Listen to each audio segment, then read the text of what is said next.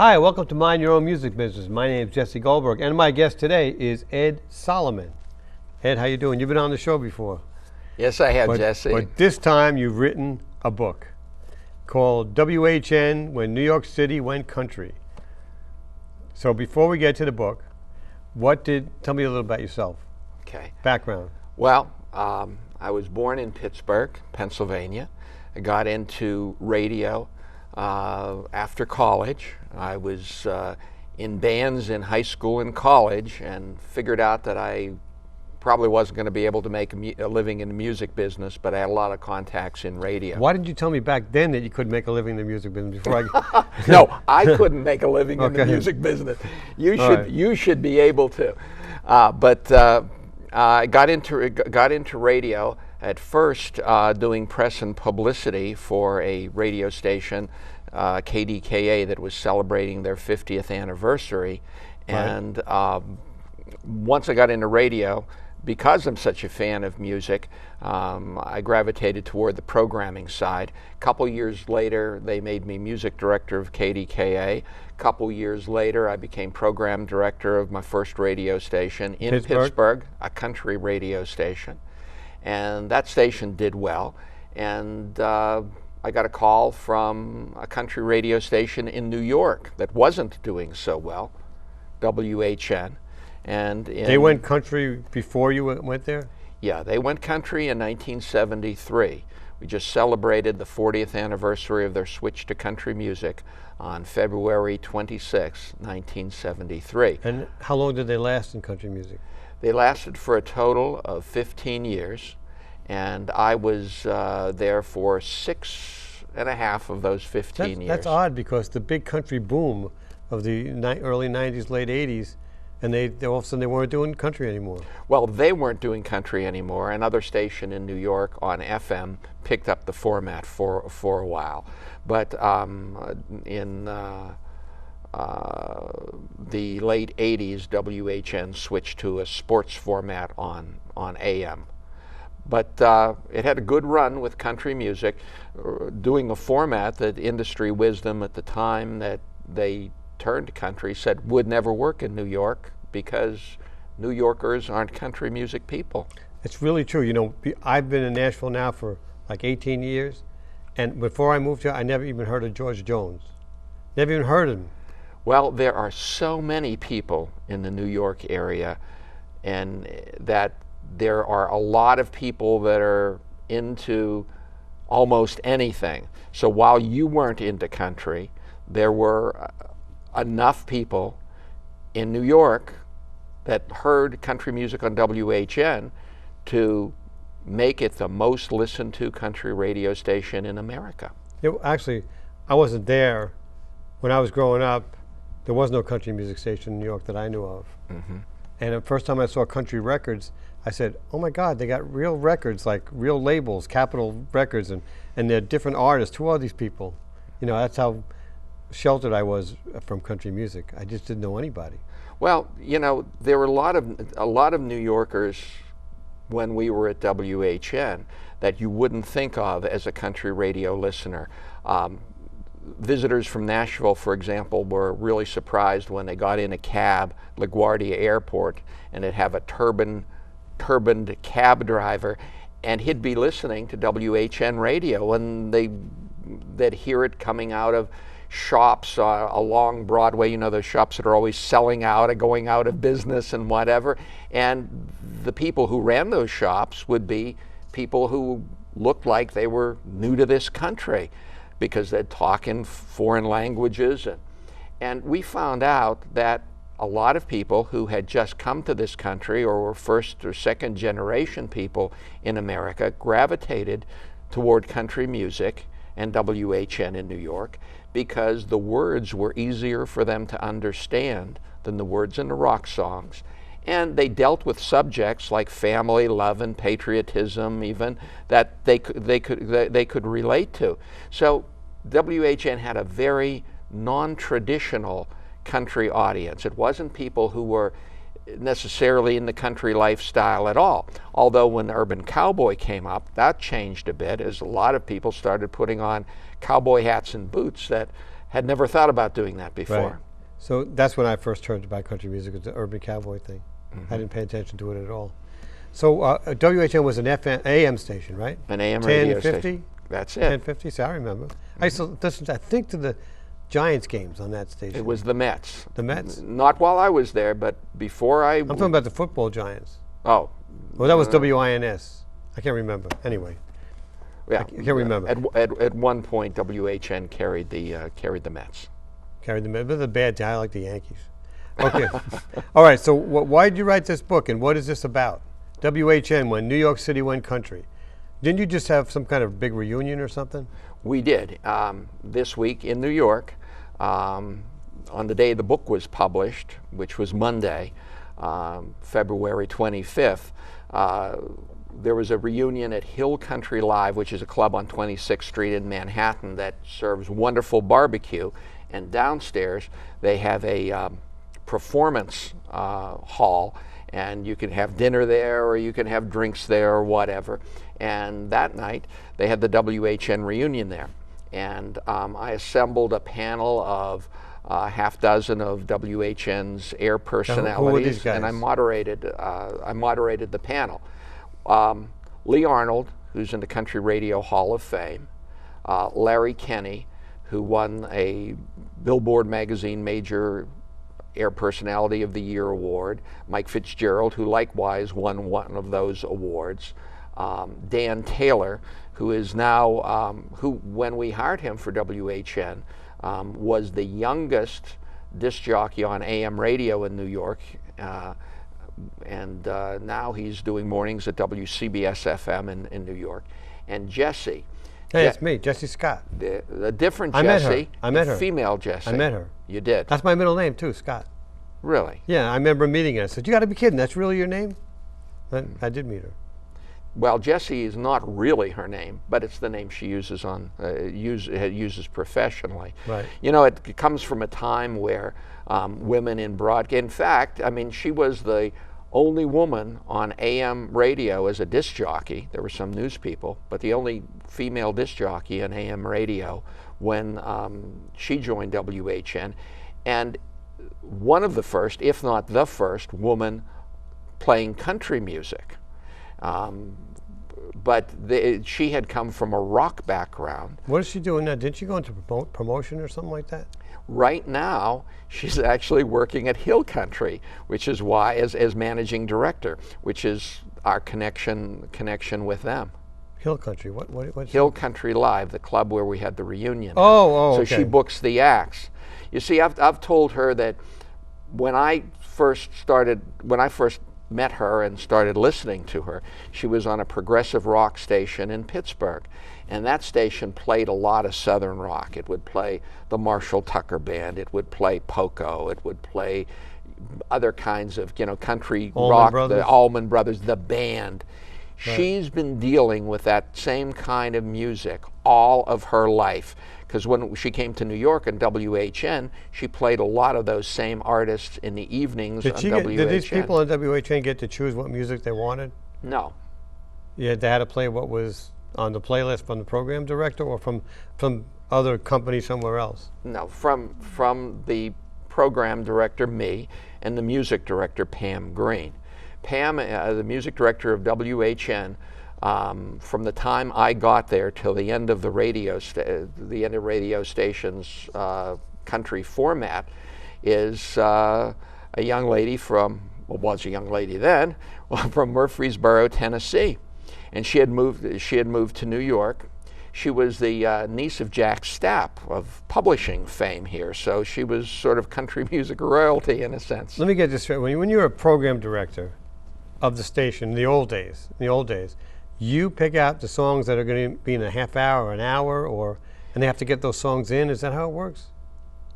At WHN and at other stations that I programmed, I, along with the music director, would provide a playlist of songs that the air personalities would play in sequence. And I mean, it was all pre-programmed for them. Oh, so But you it- just press a button and all of a sudden, Well, no, at that time we were playing carts. Carts, yeah. So the cartridges, which as you know, would look like 8-track tapes, and you'd put them in a Right. machine and press a button, and that play. So they had to physically pull these things out and play them. But the days of commercial radio being programmed by the disc jockeys sort of went away around the time of the payola scandals in the early 60s. And the thinking was in the industry, we need to remove the control, the choosing of the music from the disc jockeys and put it in some kind of a manager's hand to keep to sort of. but yeah, today they don't have that anymore, right? Today, some company gives all the radio stations orders of the Clear Channel or something. How's it work now? Well, it works differently at a lot of different radio stations. The big ones have people programming from somewhere else, right? Not necessarily. It really varies a lot. I mean, what you're talking about is, well, what happens in radio or in any kind of a business is you figure out what best practices are. So, for example, if you find somebody who is just a great music programmer, you tend to spread his talents throughout the radio stations. There are a number of disc jockeys who, let me go back to the WHN to give you some examples. We had a couple of our air staff, Jessie, in the evening. She was somebody who was very interested in music. She was always bringing records in and saying, hey, Pam Green, the music director, Right. Hey, Ed, have you heard this? Would you listen to this track? What do you think? Do you think this is something that would work on the radio station? Do you think it would work on my show? Do you think it would work over whatever? Lee Arnold, who I also mentioned earlier, who's in the Country Radio Hall of Fame. Right. He likewise was very interested in country music, but in more traditional artists. He'd be bringing me Merle Haggard and George Jones and Pam those records. And you in turn would put those on the list. Well, we would, if you wanted them. We would all talk about it. We would have a weekly music meeting, and we would make decisions. But the idea was that the station in general would sound the same all of the time. The one difference was in the evenings we tended to play more country rock things that maybe other country radio stations weren't playing. Those artists that, as I say, Jessie was playing all her career, the band Did any Poco. independents ever come in?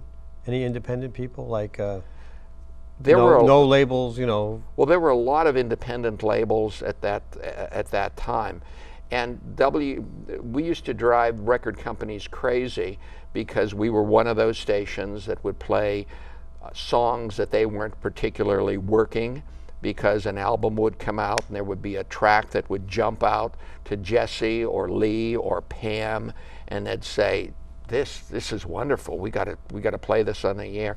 You know, the thinking back when I got into radio, at least, is a lot of the people that got into radio were music fans, and what they loved to do was share music that they thought was great with listeners.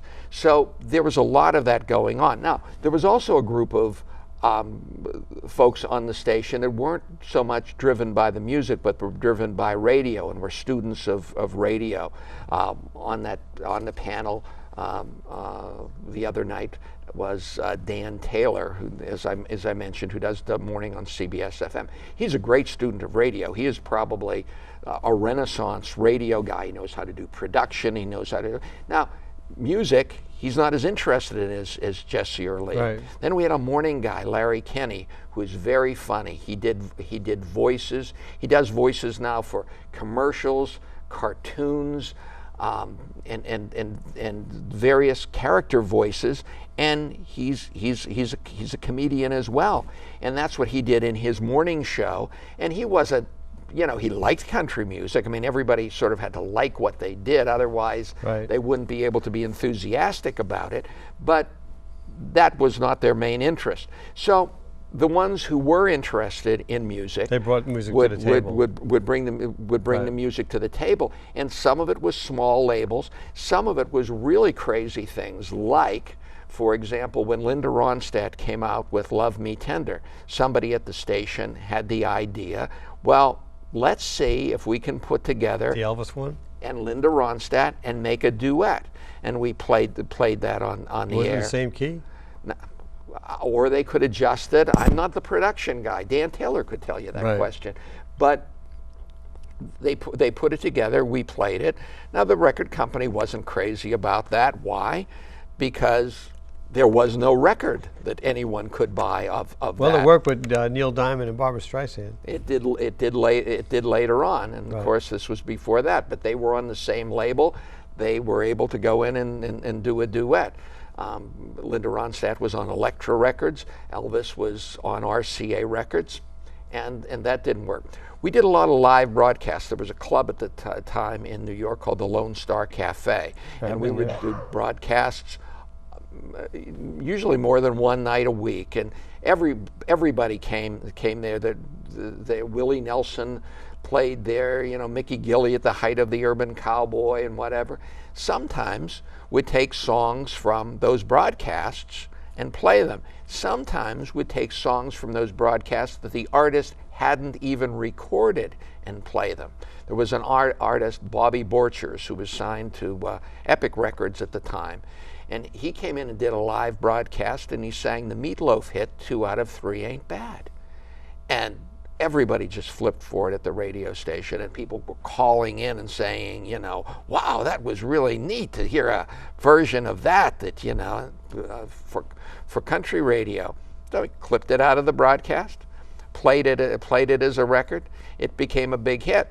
Record company wasn't very happy. They said, well, Bobby Borchers has a current record out now, and you're playing. Right. Well, that's kind of, when you say stuff like that, it means it almost seems like the record company, all the radio to them is a promotional tool. That's it. Well, I don't know. You'd have to talk to somebody at a record company. But from a radio station, the bottom line is if you attract listeners, you're able to sell those listeners and get listeners. It should be more independent without the radio being just a promotional tool for record companies. The radio should go somewhere else, not just play what record companies feed them. Well, certainly WHN didn't. And that really caused a love-hate relationship with the Nashville music business. And I really didn't understand it at the time. Now, when I was programming WHN, I was in my mid-20s. And I didn't understand the business like I do now, like you do, having been a part of it.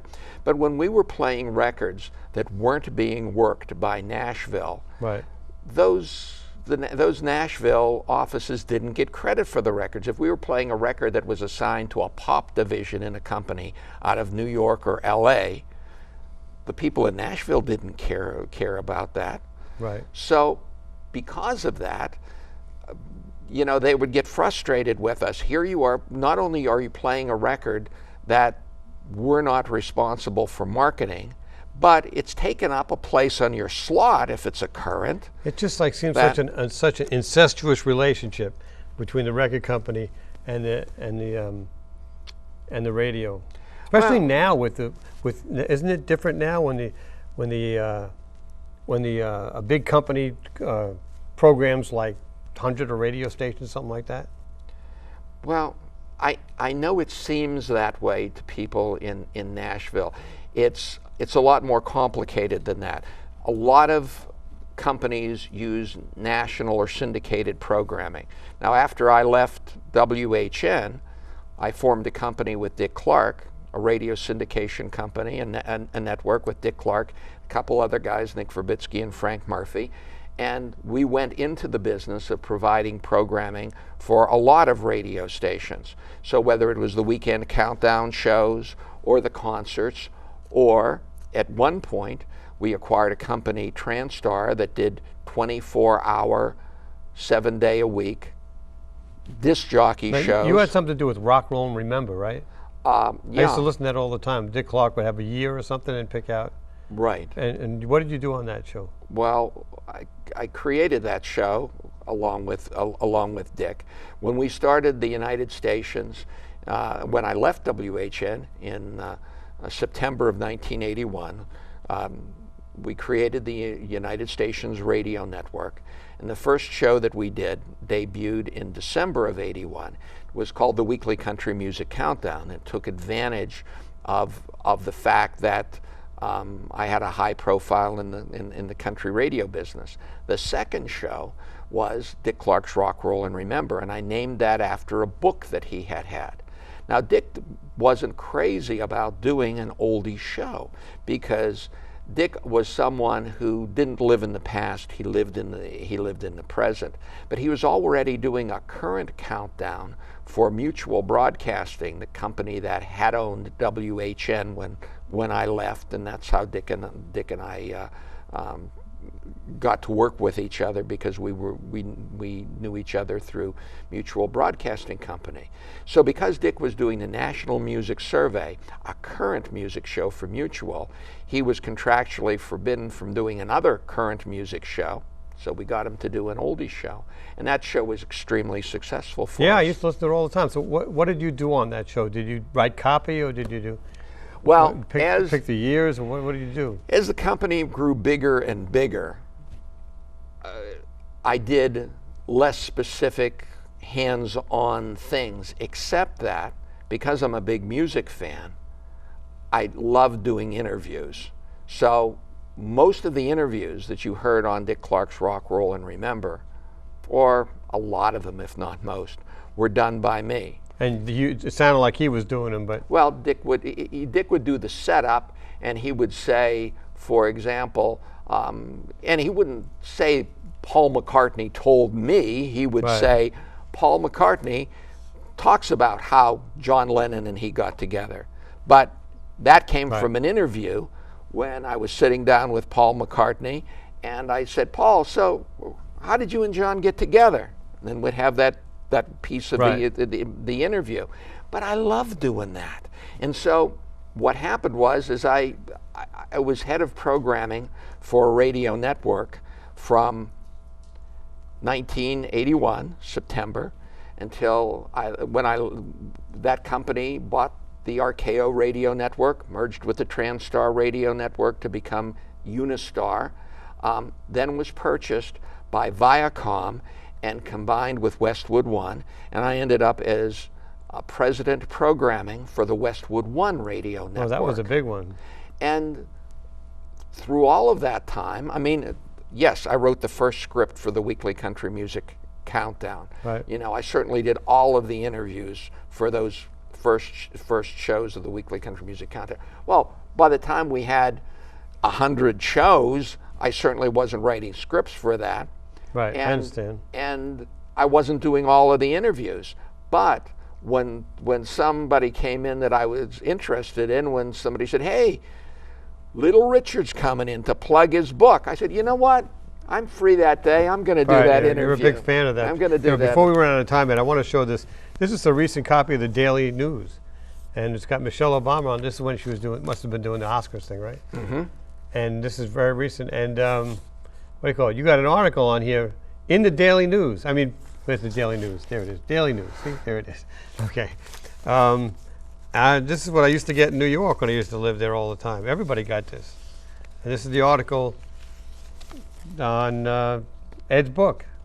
Well, it was great. It came out the day that the book came out, and I was certainly real happy to. Dolly Parton, Hank Williams, and Kinky Friedman on the picture.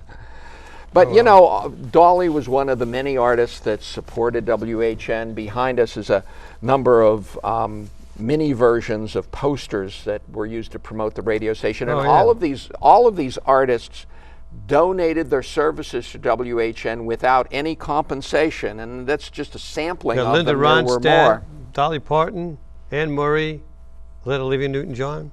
Yep. Elvis something, I can't remember his last name. Freddie Fender, Kenny Rogers. Right. Charlie Pride, and who are those guys? The Eagles. The Eagles, okay. I don't think there were many country radio stations that the Eagles were used as a promotional hook. And we were told, we didn't get Elvis until after Elvis died. Did you meet Elvis? I never met Elvis. I was supposed to. Because if you right met Elvis, before I would have he been died. touched you. And No, said, no. I'd been close. I've been to Elvis. No, Let's get another copy of the shot of this book. Now, Ed, where is this available, Ed? The book's available Amazon? anywhere. Bookstores? Bookstores can certainly order it. It's available on Amazon. It's available both in Kindle form as well as print form that you see there. I know here in Nashville that the Country Music Hall of Fame is stocking it. It's got some good pictures in here. Well, there's some great pictures You don't of look some any of the different. artists. You look like the same age. Like you don't have been aged at all. Well, you know, I got the secret from Dick Clark. You did, didn't you? Yes, I There's did. you with Olivia Newton-John. I always say he didn't pay me much, but he told me the secret. Wow. You haven't aged. Anyway, so you were after that. You were head of the CRS thing for right? Yeah, I came to Nashville when my deal was We're up. almost out of time, so quick. Yeah, came to Nashville, spent more than 7 years helping to bring the music industry together with the record industry, and loved doing that. It was Country Radio Seminar? The Country Radio Seminar, bringing country radio in from all over the country with the music industry once a year here in Nashville. Well, that's good. That's a good. See, you're a big shot. I didn't realize you were such a big shot. And here's the book one more time. It's what's it called? Read it. WHN, When New York City Went Country. All right. It's written by Ed Salamon. Ed Salamon. Anyway, my name's Jesse Goldberg, and we'll be back next week with another edition of Mind Your Own Music Business.